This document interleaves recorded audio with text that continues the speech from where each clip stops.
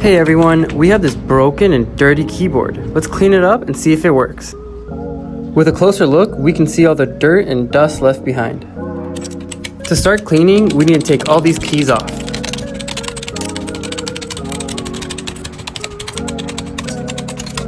Let's put these keys aside for cleaning.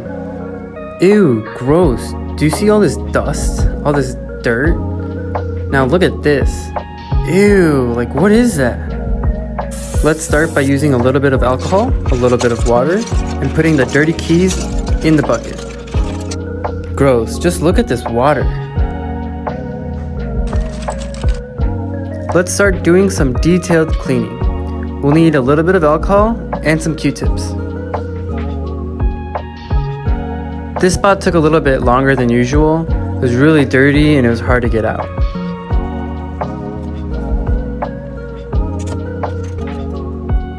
Now that we've done some detailed cleaning and we've blown out the keyboard, let's put the keys back on.